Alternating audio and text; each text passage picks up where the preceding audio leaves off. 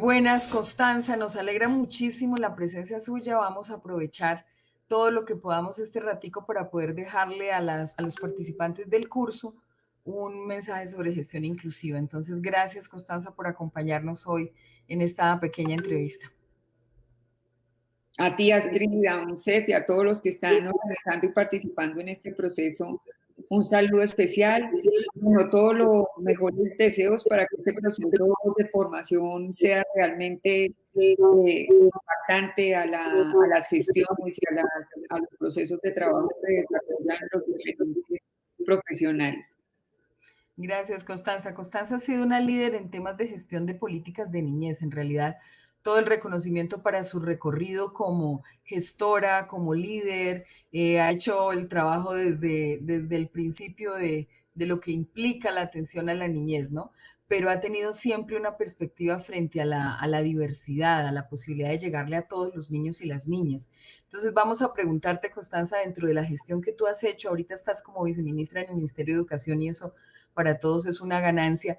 ¿Cómo ha llegado esa mirada incluyente a la gestión pública, a la gestión social de las políticas de niñez? Bueno, sobre esa pregunta yo quiero referirme a dos experiencias que he tenido concretamente en mi historia profesional que no hacen referencia precisamente a las del Ministerio de Educación, de esas de pronto más adelante refericio, donde hay avances también muy importantes.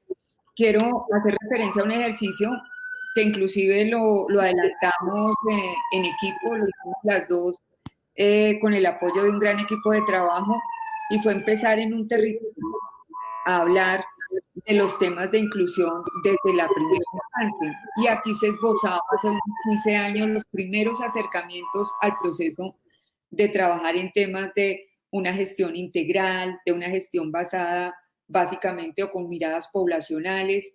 Y ahí se marcó una diferencia muy grande en temas, en ese momento todavía con paradigmas muy desde la integración, con paradigmas muy desde una atención que era no diferencial, sino más bien diferenciada en el sentido en que se entendía que personas, por ejemplo, niños con discapacidad, tendrían que tener otro paquete de servicios totalmente distinto y creo que ahí se marcó una diferencia muy grande. Logramos una meta en el plan de desarrollo de ese momento de lograr que más de 4.000 niños de educación inicial que estaban en su etapa de primera infancia empezaran a asistir a los jardines infantiles e hicimos un seguimiento sobre el proceso y se cambiaron imaginarios, prácticas pedagógicas, pero principalmente algo que fue determinante y fue la comprensión y la resistencia que tenían las maestras y las madres comunitarias en ese momento en Bogotá, lo que se definían como casas vecinales, frente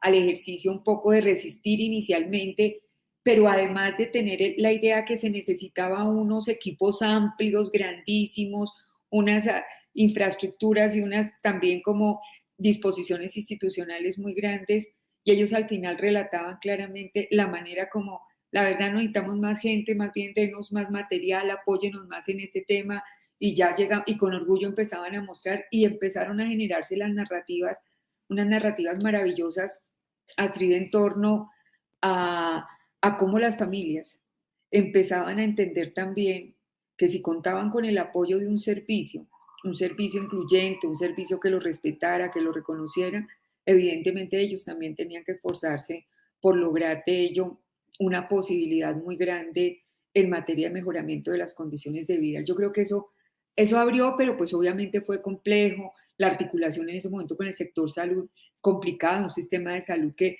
viene, pero que los cambios son mucho más complejos, más demorados. Entonces en ese momento pues frustración total porque el tránsito no era automático, porque evidentemente tocaba hacer unas transformaciones fuertes en el sistema educativo, hablar de temas todavía de una educación desde una perspectiva de reconocimiento de la diversidad, entender esto como equidad todavía estaba distante, les estoy hablando más o menos de hace unos 15 años en materia de lo que es política pública, pero después este insumo fue vital y fue fundamental para una experiencia muy importante, tal vez la más significativa a nivel profesional en mi vida, y fue liderar técnicamente la definición de una política que hoy es política de Estado, la política de cero a siempre.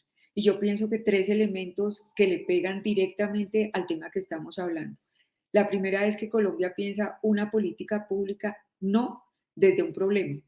Y eso yo sé que es complejísimo entenderlo, porque hay la política para el maltrato, la política para la nutrición, para la desnutrición, la política, las políticas entran por la parte negativa, por la carencia, por el déficit, y evidentemente ahí ya hay una limitación de comprensión frente al tema. Esta fue una política que se planteó con tres premisas fundamentales. Primero, era universal. Evidentemente estábamos hablando de toda la población en primera infancia, desde la mujer gestante hasta los niños menores de niños y niñas menores de 6 años. Estamos hablando de los niños, entonces se planteó en lógica de universo. Entonces nos decían eso es demasiado grande y entonces difícilmente se concentra. No, segundo elemento importante, definimos qué queríamos lograr con cada niño. Y yo ahorita no me estoy, no estoy haciendo referencia a qué niño, si era el niño que estaba en pobreza extrema, si era el niño que estaba con desnutrición, si era, no, al niño en su comprensión de sujeto de derecho, que fue el segundo elemento fundamental que entra, y como sujeto de derecho entra también, digamos, dentro de toda la discusión cuando uno hace ese cambio de comprensión, entiende no la carencia, la necesidad, un sujeto pasivo, sino la capacidad, la potencialidad del niño como el centro del debate. Evidentemente surgen otras tareas en lógica de política educativa porque se sale de lo remedial a hacer un ejercicio realmente estructural. Y eso se logra acá y se materializa con un tercer elemento, es decir, se habla de que era una política universal, se habla que está concentrada en el desarrollo integral del sujeto y tercero, se piensa qué es lo que la oferta debe ajustar para poder responder a la particularidad, la condición, la habilidad, la potencialidad de cada niño y de cada niña. Entonces se rompe con la lógica de entradas de política pública y creo que eso da una apertura muy grande para hablar de lo que era hoy en este momento atención integral de calidad. Evidentemente un ejercicio que le pone un reto al sector educativo que lo va a llevar mucho tiempo. Pues, los discursos son todavía distantes, los discursos todavía no, no logran ser, digamos, estructurales en el sector, pero sí se empiezan a ver cambios importantes. ¿Y qué logramos ahí?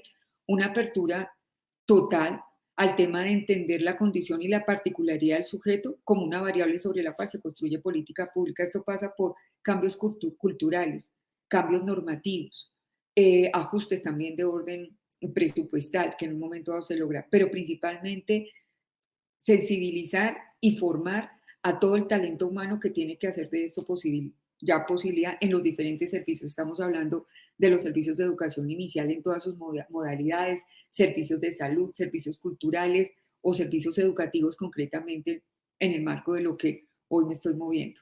Pero yo creería, digamos, que esas son unas puertas de entrada street claves para entender cuando una persona llega a un escenario y tener de referente una política como esa, como la que logramos hacer en el marco de 0 a siempre, es determinante para poder cambiar la comprensión y concepción de elaboración, pero principalmente de implementación de política pública, con una herramienta que fue vital, que fue la ruta integral de atenciones. Y evidentemente la oferta se mueve alrededor del niño, no un niño y una familia mirando a ver qué servicio logra y a quién logra convencer para que le preste un servicio. O sea, el giro es de 180 grados y evidentemente esto no es una cosa de corto plazo, es un ejercicio estructural de mediano y largo plazo porque obliga a que toda la oferta institucional se mueva, se transforme y se cambie, poniendo en el centro el niño como básicamente el punto de referencia sobre el cual tienen que volcar las líneas y los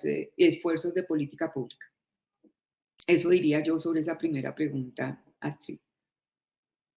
Citado la ruta integral de atenciones porque en ese marco en el que tú nos has puesto en que la política pública, el centro no es la problemática, sino el derecho, la niñez en este caso y el sujeto como tal, pero cómo desde una ruta integral de atenciones se atiende la garantía del derecho y se atiende también la particularidad de las circunstancias. Entonces creo que ahí es un salto en gestión absolutamente grande para Colombia y que está siendo reconocido en todos los territorios como esa mirada sobre el sujeto y no sobre la problemática.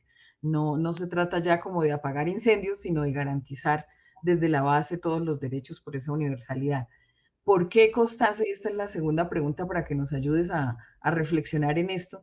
¿Por qué está ligada la atención integral a la niñez, la calidad de los servicios con los temas de inclusión? ¿Por qué la gestión inclusiva podría ayudar a una calidad y a una mejora permanente en la manera como atendemos a los niños en Colombia? Bueno, ahí el ejercicio parte por la misma base sobre la cual está construida la política pública. Es decir, si nosotros decimos que partimos de escenarios relacionados con la condición del niño como sujeto de derechos, pero cuando hablamos, por ejemplo, por traer uno de los temas, no reduciendo el tema de inclusión a los temas de discapacidad, pero hablamos también de la Convención Internacional de los Derechos de las Personas con Discapacidad, pues evidentemente hay un giro sobre esta lógica. Ponemos el sujeto de derecho en el centro y tenemos que empezar a mirar la particularidad básicamente como una posibilidad para entrar en el relacionamiento con la persona. Pero la generación de ambientes y de condiciones para el desarrollo y para el aprendizaje, voy a entrarme un poco en lo que tiene que ver con los temas del sector educativo, ha sido un pilar fundamental porque es entender directamente cómo la construcción de un proceso educativo parte inicialmente del reconocimiento de las condiciones sobre las cuales se mueven las personas con las que vamos a trabajar. Y entonces, evidentemente, aquí estamos hablando de unos temas de una diversidad cultural, de una diversidad étnica, de una diversidad lingüística, pero también de unas particularidades y unas diferenciaciones en torno a los procesos de desarrollo de las mismas personas, ritmos distintos de desarrollo, estilos de aprendizaje diferentes. Y esto pasa en un primer plano por una reconceptualización, y eso cuando hablamos de una mirada distinta es una lógica que implica transformar prácticas, transformar imaginarios, transformar también prejuicios que existen frente al proceso. Y yo lo he vivido, lo he trabajado mucho con los maestros, y el maestro antes en muchos momentos, en su momento inicial, digamos, porque esa es la gran transformación la que se logra, puede reaccionar de manera resistente, es decir, evidentemente no puedo estar con este niño porque uno le dice, no, espere porque es un espacio también de construcción, primero de confianza, de una interacción, maneras distintas de relacionamiento que vamos a tener, que darnos es finalmente un reconocimiento, una valoración y un respeto por la diversidad.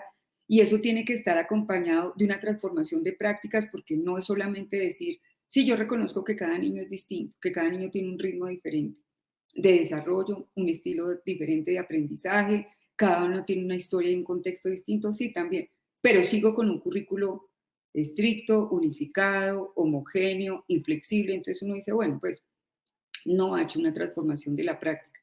Y ahí es donde yo creo que evidentemente se ha logrado hacer un giro. Sí hay un cambio significativo, ya no solo en el discurso, sino en las prácticas pedagógicas. O ya los maestros no están en la lógica de resistir el proceso, están en la lógica de exigir condiciones, exigir acompañamiento, exigir también posibilidades para que el proceso se dé. Y eso está muy bien porque claramente eso es lo que se tiene que dar y lo que tenemos que mirar nosotros directamente en el proceso. Entonces ya uno logra entender el cambio y cuando uno dice, mire, ya, esto hay ya una norma que orienta, hay un ejercicio que entiende que hablar de una educación para todos y con todos implica entender esa particularidad y esa diversidad, que es la forma en que evidentemente podemos avanzar hacia condiciones de equidad en una sociedad.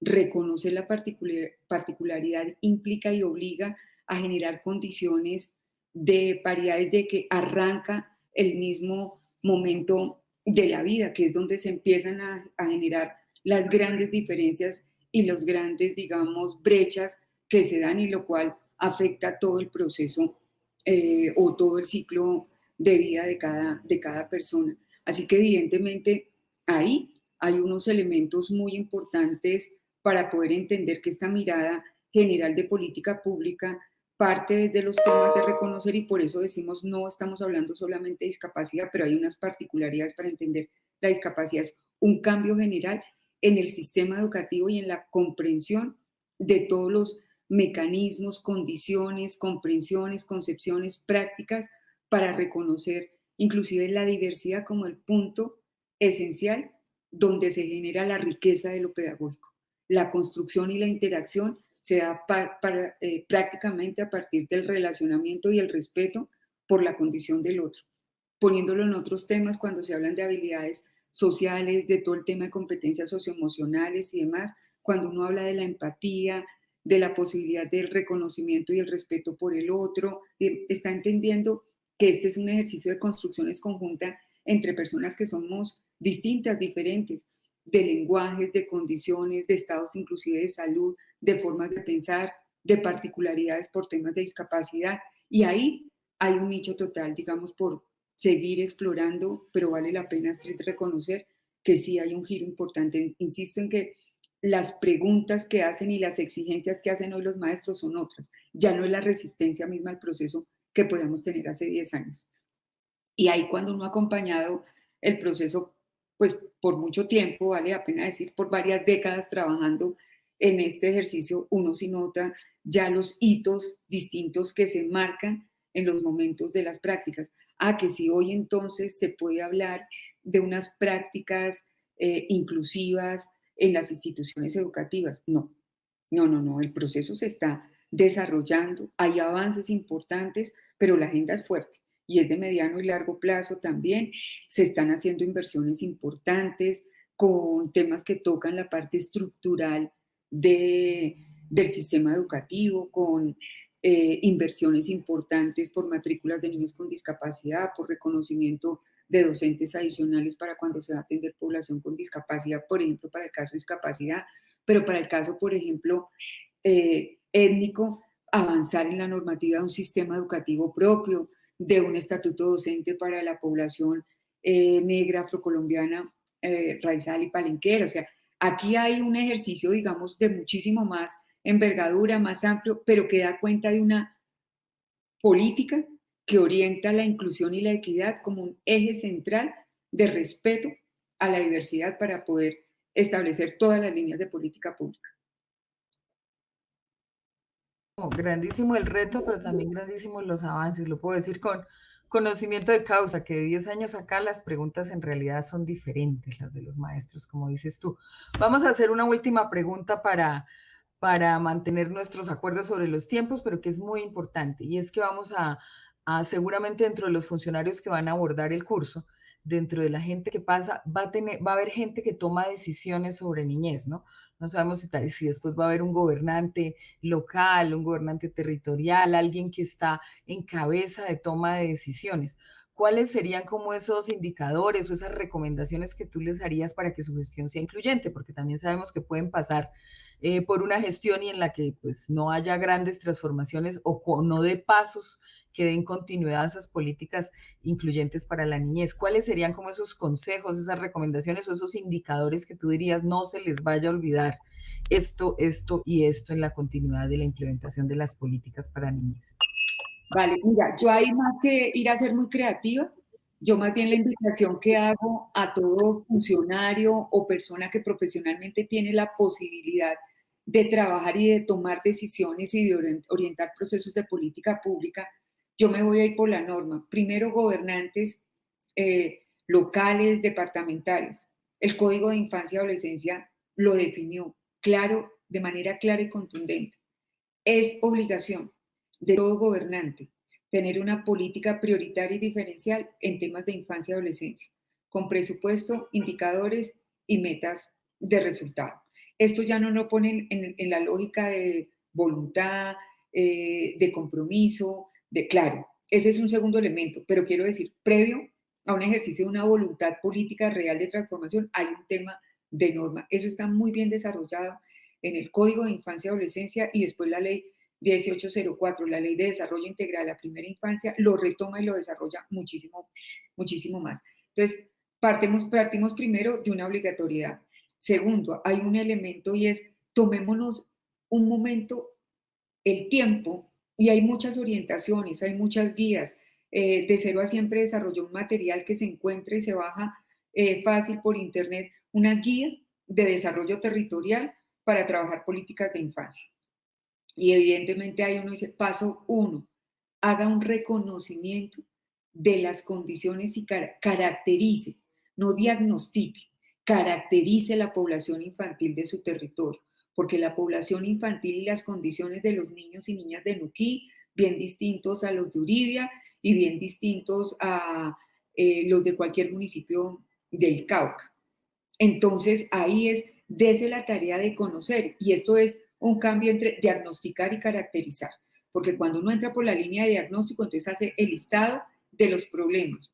Ah, los niños, si estos niños tienen desnutrición, estos niños tienen problemas de maltrato y generalmente esos enfoques tienden a ver los temas aislados, separados y fragmentados. Si nos vamos por la caracterización de la población, es decir, cómo viven los niños en Nuquí. Voy a casarme pues con ese ejemplo, cualquiera, Cereté, cualquiera. ¿Qué pasa allá? ¿Cómo son sus relacionamientos? ¿Cómo son las dinámicas familiares? ¿Cómo es el relacionamiento de los adultos con los niños? ¿Cuál es el rol de los padres de familia? ¿Cómo están conformadas las familias? ¿Cuál es el acceso a los servicios? Ahí, cuando uno va mirando comprensivamente los temas, empiezan a salir unas situaciones de alerta. Cómo son o cómo se manejan condiciones como por ejemplo el tema de discapacidad, qué está pasando y para poder sobre eso hacer análisis estructurales porque los problemas, las situaciones, las condiciones, pero principalmente las posibilidades y las potencialidades de los niños no se hacen solamente sobre ejercicios que sean unidireccionales porque así no es la condición humana. Es decir, aquí no hay magia, que uno diga, mire, entre las familias que maltratan, bueno es un curso de 3 horas. No vayamos a ser ingenuos en eso porque ese nivel de costo-eficiencia no se mide por ese lado, ni ese ejercicio de causa-efecto tampoco. Estamos hablando de problemas multidimensionales, de realidades complejas, donde tenemos que tomarnos un tiempo para hacer un análisis estructural, una caracterización de esas condiciones, y ahí sí ya entra uno a decir, perfecto, ¿qué potencio y qué tengo yo que evidentemente entrar a contrarrestar? Un segundo elemento es nadie, por mejor que sea, porque sea un alcalde casado pues totalmente con los temas de salud, otro que venga totalmente votado pues ha sido volcado a los temas de educación, otro dirá no, mis temas con la mujer y demás. Sí, esos anuncios son importantes y muy seguramente se logran de ahí prioridades, pero eso no exime de tener una arquitectura institucional que esté basada en una articulación de comprensiones intersectoriales.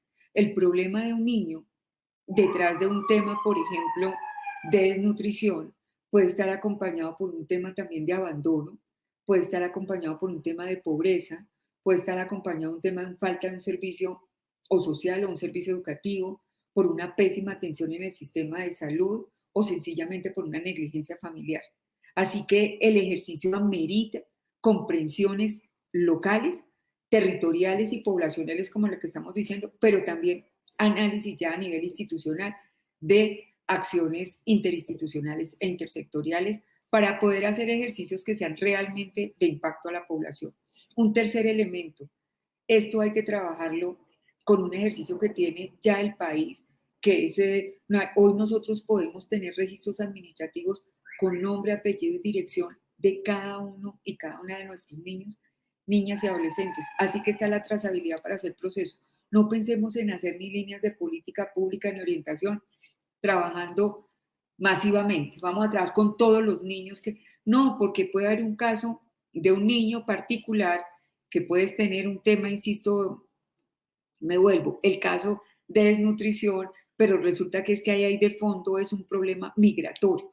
Y entonces lo que está llevando este tema es la movilidad misma de la familia, la falta de estabilidad por su condición migratoria. Entonces uno dice, ahí de base, ahí es otro tema, pero hay un registro que le va a permitir y eso es lo que justifica esa herramienta de la que hablábamos al comienzo de la entrevista, cuando hablábamos de esa ruta integral de atención.